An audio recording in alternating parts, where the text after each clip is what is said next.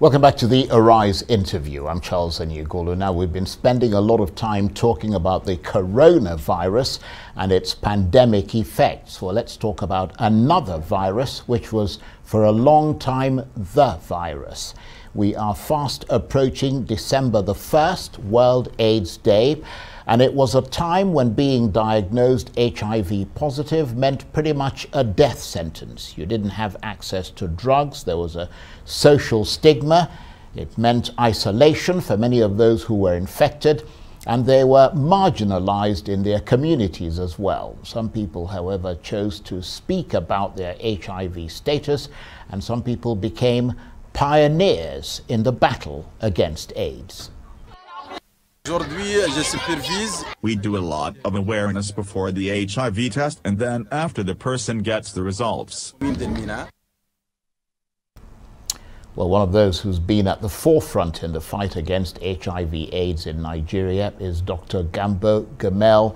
Aliyu, he is the Director General of the National Agency for the Control of AIDS, and he joins me now in the studio. Thank you very much indeed for coming in. Thank you, Charles. Pleasure to be here, to be with you. At one stage, there were millions of Nigerians who had contracted the HIV/AIDS virus. What are the numbers today? Has it been going up or down?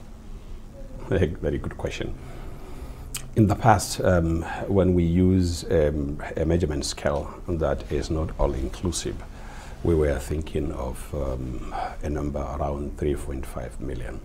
But just 2 years back, precisely in 2018, and this result was made available 2019, we found out our epidemic is not as large as we thought, which is a good news. Actually, we have less than 2 million, precisely between 1.8 to 1.9 million people living with HIV/AIDS in Nigeria.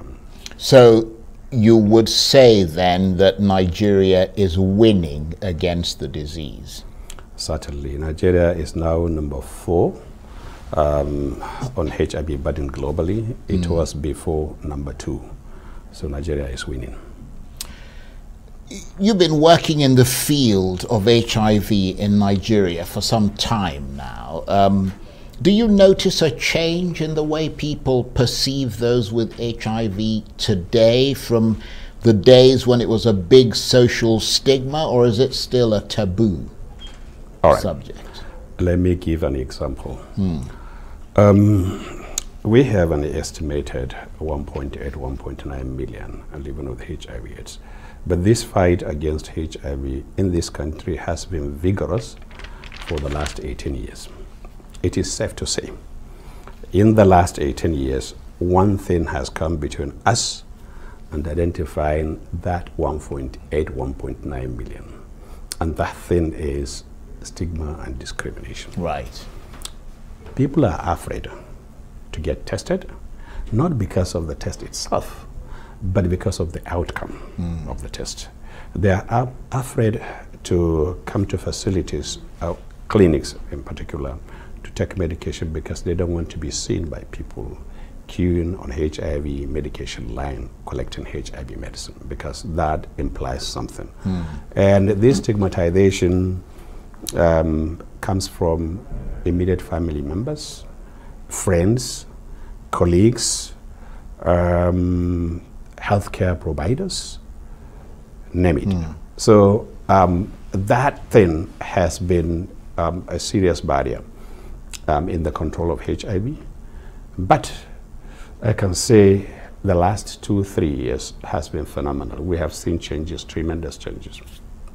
We've taken this message through you, media and press, to the doorsteps of people across the country, and people now are more comfortable to go for HIV testing because they know HIV no longer kills like it kills before. They know having HIV is no longer a death sentence as it used to be. And they know those who have been living with the virus for the last 20 years, and some of them the last 30 years, still they are looking as fresh tomatoes. So what is the secret behind? The secret behind this is the medication that we're using against HIV is right. working. I'm going to come to that medication in a minute, but Right. you're taking a very interesting line there, the historical line, Right. because of course, in those early days of the virus, to be told that you were HIV positive was to be delivered a devastating diagnosis, basically. Medical science simply had no answers then, and it just seemed absolutely helpless. So it's astonishing how far things have come, even though when you look in retrospect, it's quite a few years. Yeah, in 2002, I was working at a Asokoro hospital giving HIV medicine to patients and looking after HIV infected individuals. Then the medications were not as available as we have them today. Certainly they were not free at that time. What happened was there was somebody whose wife tested positive for HIV. Before, he never thought of HIV, and he was thinking actually of witchcraft. We asked for permission because the patient was seriously ill, so we asked for his permission to test for HIV, and it turned out to be HIV positive. What happens? The next day, I came around in the evening, and I saw this same person, this same husband of this woman, under admission, and he was unconscious. And I asked what happened. The answer was he's taken something. Understanding or learning about the result of his wife, automatically he transferred that to himself and thought he is also HIV positive. We haven't tested him. Right. But what made him did what he did was fear of stigma and discrimination. He doesn't want to be stigmatized and discriminated against, and he decided not to live with it.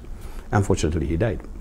Yeah, that's a terrible thing. And that brings me to a sort of more personal question, if you don't mind, because I mean, having dealt with people with such a serious virus yourself, I mean dealing with people who are infected, I mean, to have to tell people at the time when there were no drugs and things that they had maybe a year or two or even months left to live, I mean, that must have been very difficult for you.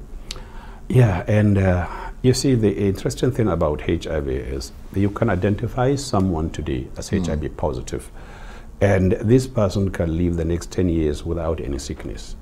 There is a difference between being HIV positive and having AIDS. Whenever somebody has AIDS, so it means it has reached a stage where the HIV has overpowered the body defense mechanism. It has technically destroyed the body defense mechanism, and this individual is now vulnerable to infection, vulnerable to all sorts of things. And these infections and infestations are what usually sum up and bring somebody to hospital. You see somebody who is very sick, running temperature, emaciated, and probably coughing. So by the time somebody comes into the hospital with these symptoms and test positive for HIV, then that's automatically AIDS. Right. And this is the stage where you look and say, no medication. Right. How long is this? And at that stage, the antiretroviral drugs can't do anything for you. At that stage, they can do a lot, and they can turn the life of individuals around. They have turned the life of a lot around. Right. Okay. And so that has been the game changer in terms of how we treat We'll come back and talk a little bit more about that. Stay with us. You're watching the Arise interview. Plenty more still ahead as we continue our chat about the other virus, HIV/AIDS, on the eve of World AIDS Day. Stay with us.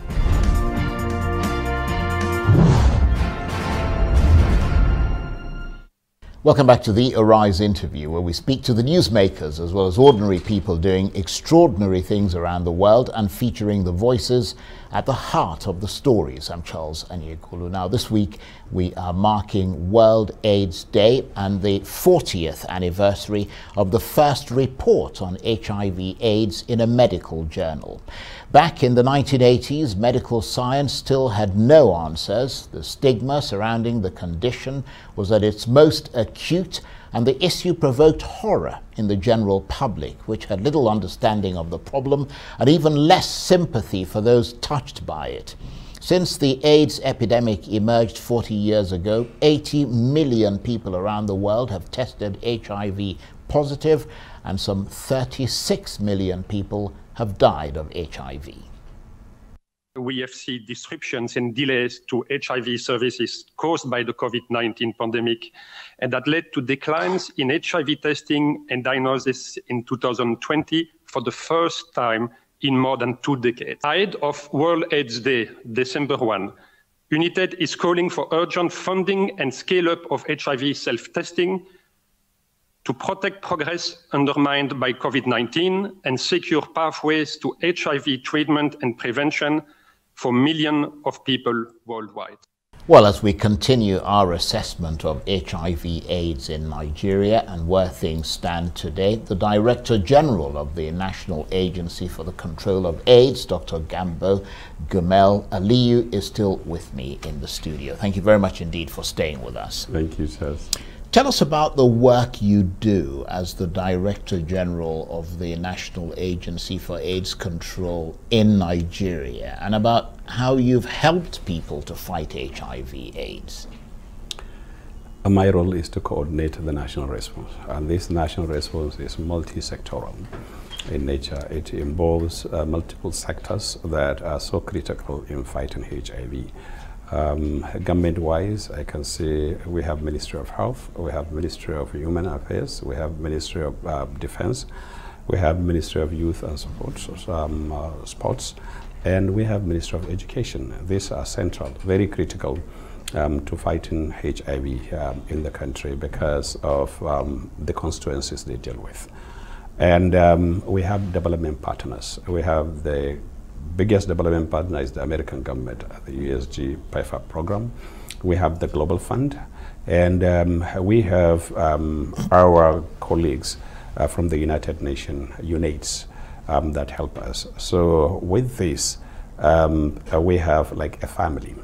And because of the multi-sectoral nature of the response, we have some segment of our collaborators focus on prevention.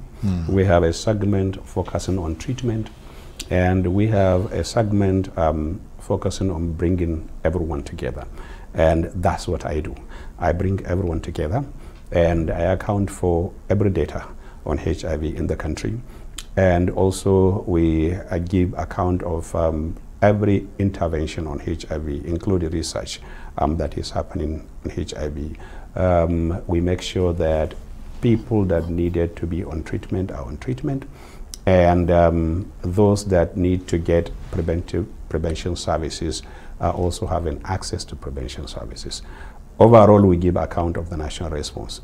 And if you ask me every time, every day, I can tell you how many people are on treatment in the country. So you've got good treatment facilities in Nigeria. We got state of the art. We got good treatment facilities that having continual stock of drugs, stock on drugs, and testing kits. And now we have drugs virtually in all our centers, and waiting for people to come and take them. And do you have research centers as well, or you just depend on some other person to do the research and develop the drugs and then bring them to you? So the drug development is a different one in the sense that we don't manufacture these drugs in the country.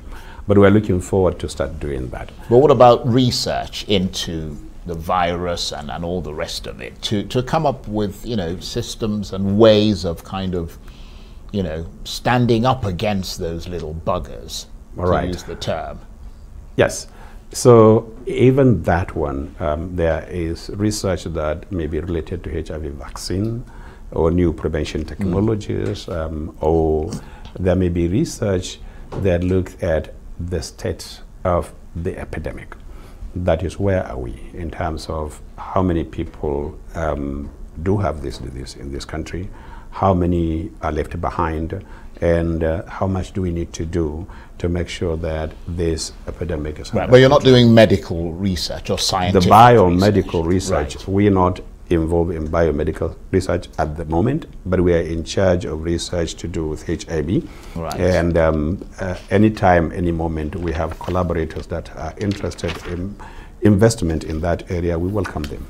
For now, our focus is controlling the epidemic, making sure we close all the running taps that are running, which are responsible for spreading HIV among people. And these 3 taps that are running, and they are running fast in the past, now some of them are running very slowly, and some of them are about closing, and some of them are closed. And one of it is the general population. We don't see this virus more among the general population as we see in the past, so that tab is fast closing. The second one is the key affected population. These are the people at the highest risk of acquiring HIV and at the greatest risk also of giving it to other people. That one, the last 2 years has witnessed phenomenal growth, and that tab is on its way to closing. The next one is prevention of mother-to-child transmission. Mother-to-child transmission is one tab that we decide to focus on for the next 12 to 18 months. Hopefully, if we are able to close these 2 tabs, in the next 18 months, Nigeria will effectively be declared as HIV-controlled nation.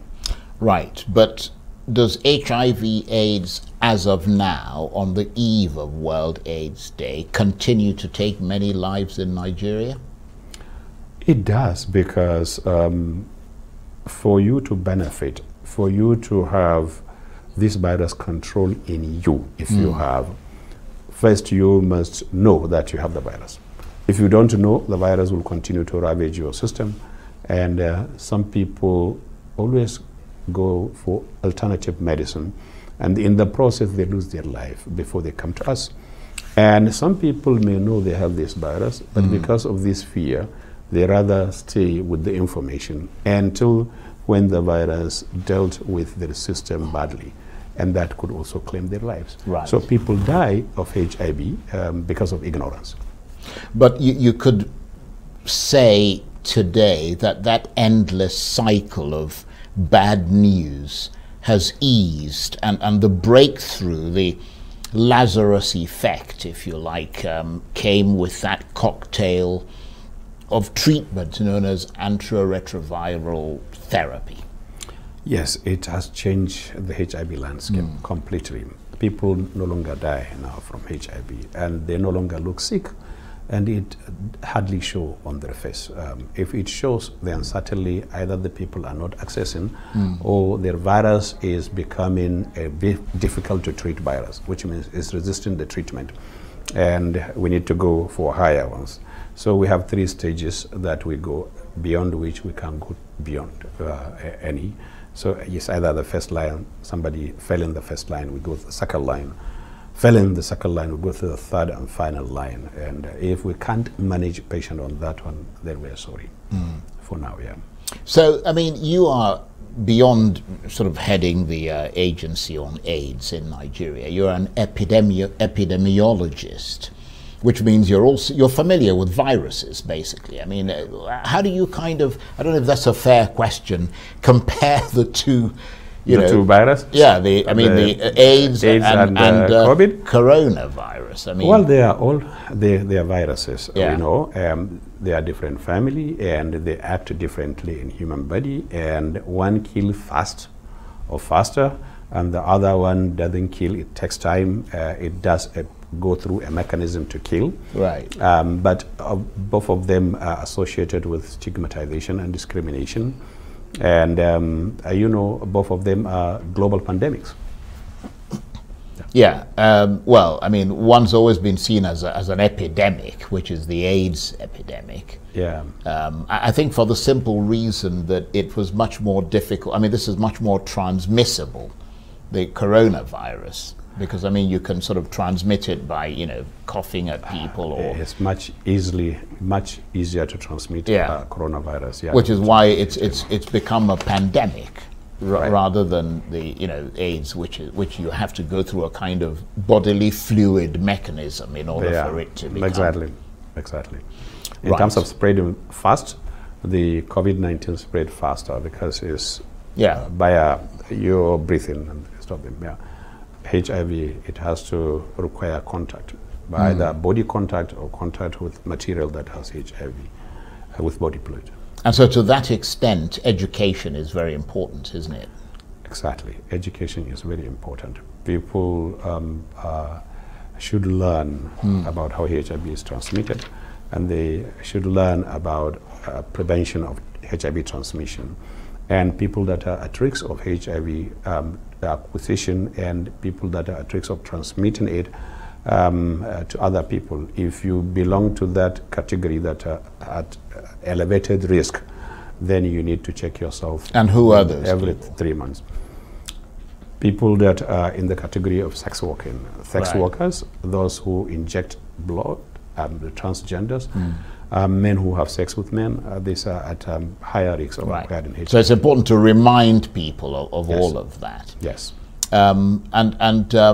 So can it be said that whereas the medical and scientific fight against the disease has pretty much been won, in the sense that it can be controlled, it is the HIV-related stigma that remains a challenge that the world needs to fight as we mark World AIDS Day this week?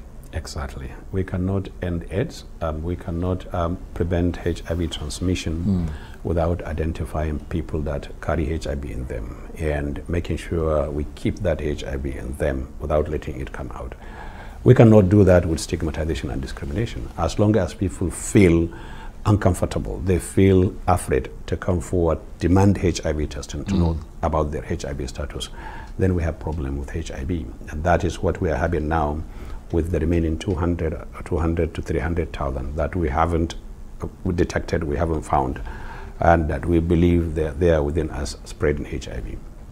So what's your message then to Nigerians in particular and the world in general on the eve of World AIDS Day 2021? As a country and as a global community, we all have responsibility and we have a role to play in controlling HIV. The role we want people to play today is to know their HIV status. If you know your HIV status today, if the status is negative, you can discuss with us. We can let you know how to remain negative for the rest of your life. If unfortunately it's HIV positive, that status, then no cause for alarm. Come to us and we'll make sure that virus is controlled in you. Right. It shouldn't show and it shouldn't get transmitted and it shouldn't destroy your system. Okay, Dr. Gambo Gumel Aliyu, who is the Director General of the National Agency for the Control of AIDS in Nigeria. Thank you very much indeed. My pleasure, Charles.